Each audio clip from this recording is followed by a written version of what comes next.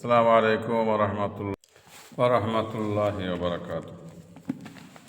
আজকে আমি হজরত ইসহাক আলাইহিস সালাম এর সন্তানাদি সম্পর্কে আলোচনা করব।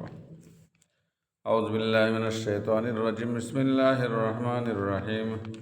আল্লাহুম্মা সাল্লি আলা সাইয়্যিদিনা ওয়া নাবিয়িনা ওয়া শাফিয়িনা ওয়া হাবিবিনা মাওলানা মুহাম্মদ ওয়া আলা আলিহি ওয়া সাহবিহি ওয়া বারিক ওয়া সাল্লিম। আলহামদুলিল্লাহ, সমস্ত তারিফ ও প্রশংসা সে মহান আল্লাহ তাআলার জন্য। তারপরে আল্লাহ তাআলা যে নবীজির ওসিলায় আমাদেরকে এ বিশ্বজগতে পাঠিয়েছেন, সে নবীজির ওপরে শত কোটি দরুদ ও সালাম বর্ষিত হোক। সকলে বলেন যে আল্লাহুম্মা আমিন। সাল্লাল্লাহু আলাইহি ওয়াসাল্লাম। অন্যান্য নবী আলাইহিস সালাম গণের আমাদের এ নবীজির উম্মত হওয়ার দোয়া করেছিলেন। আমরা দোয়া না করলেও তিনি যে আমাদেরকে মেহেরবানি করে নবীজির উম্মত করে পাঠিয়েছেন, সেজন্য আল্লাহর কাছে শুকরিয়া আদায় করিয়ে বলেন আলহামদুলিল্লাহ। আউযু বিল্লাহি মিনাশ শাইতানির রাজিম। বিসমিল্লাহির রহমানির রহিম। হযরত ইসহাক আলাইহিস সালাম এর সন্তানাদি। হযরত ইসহাক আলাইহিস সালাম এর ফাদ্দানি স্ত্রী রুফার গর্ভে 2 জন পুত্র সন্তান জন্মগ্রহণ করেছেন বলে জানা যায়।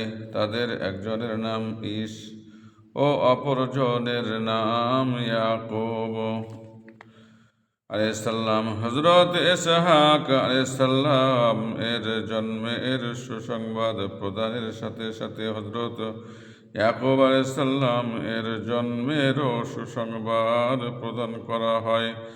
এই 2 জন ব্যতীত তার আর কোনো সন্তান ছিল বলে জানা যায় নাই। ইসহাক আলাইহিস সালাম এর জীবনের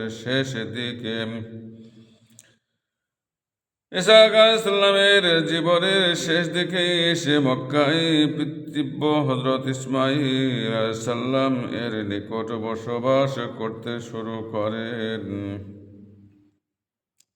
তিনি পিতৃব্য কন্যাকে বিয়ে করেন।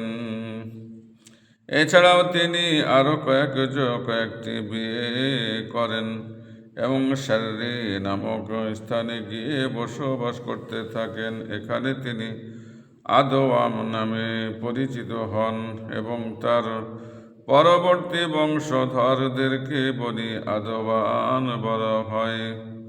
হযরত ইসহাক আলাইহিস সালাম এর ইন্তেকাল। হযরত ইসহাক আলাইহিস সালাম প্রায় 160 বছর জীবিত ছিলেন। হযরত ইসমাঈল আলাইহিস সালাম এর প্রায় 40 বছর পরে তিনি ইন্তেকাল করেন।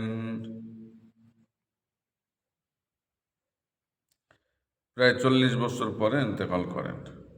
এখানে শেষ করলাম। এবারে হযরত ইয়াকুব আলাইহিস সালামের জীবনের সম্পর্কে ইনশাআল্লাহ কালকে আল্লাহ হায়াতে বাঁচিয়ে আলোচনা করব। আমাদের দোয়া করবেন, আমি আপনাদের জন্য দোয়া চাই। আসসালামু আলাইকুম ওয়া রাহমাতুল্লাহি ওয়া বারাকাতুহু।